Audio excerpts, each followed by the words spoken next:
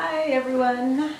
This video is a video response to Jude's video on becoming a crone, a subject near and dear to my heart.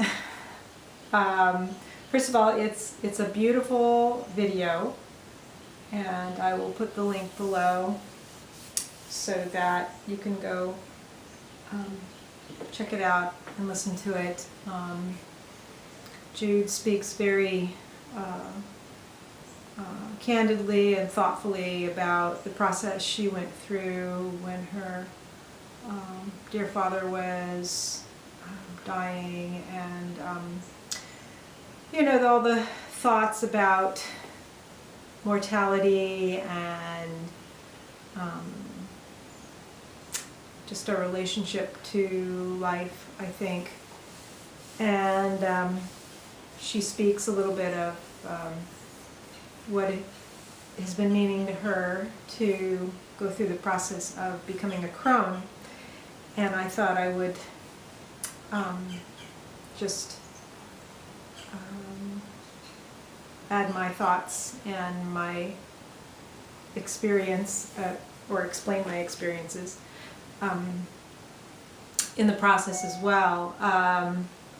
So I have literally, if you want to talk about it on a physiological level, become a crone this past August. And I'm 55 and a half.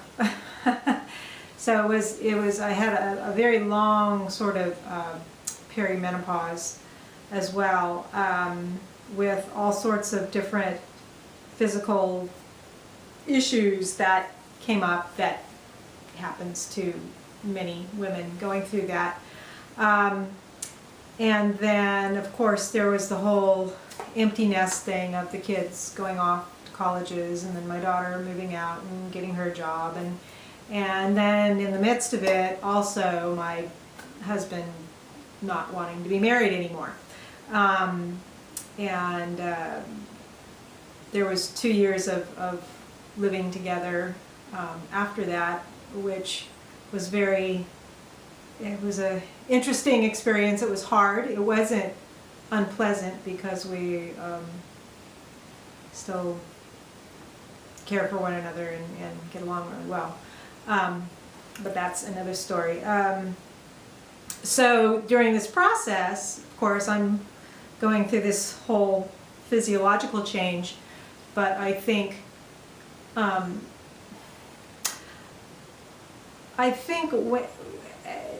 as an individual, it's my belief that when you are, or when we are committed to a spiritual path, and it doesn't matter, you know, what form that takes, just, you know, I'm not necessarily talking about a religious path. I'm talking about a truly spiritual path in the sense of,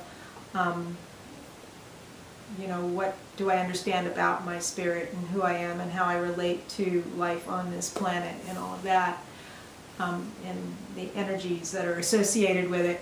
When an individual commits to that sort of a life and takes this life seriously in that regard, not that we need to be serious all the time. I could do well with being less serious, but life, if we're not actively engaged with that process or trying to avoid it, life will say, okay, you wanted to do this, so here you go.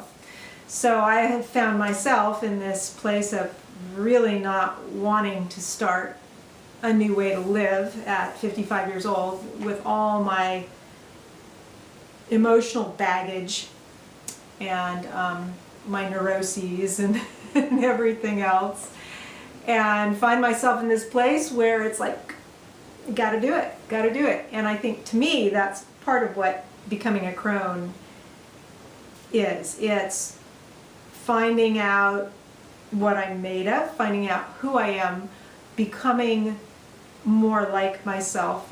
In my various counseling that I've had over the past, especially the past few years, and especially when I was going to move across country from everything that I knew as my life, I had professionals say to me, "Oh, well, you're gonna be able to redefine yourself." And to me, it's not so much of redefining myself; it is defining myself. I am a late bloomer. I'm extremely late bloomer, and there's nothing wrong with that. It's just how I come to things. So becoming a crone to me is like truly becoming who I am and understanding who I am and working with what I have to work with.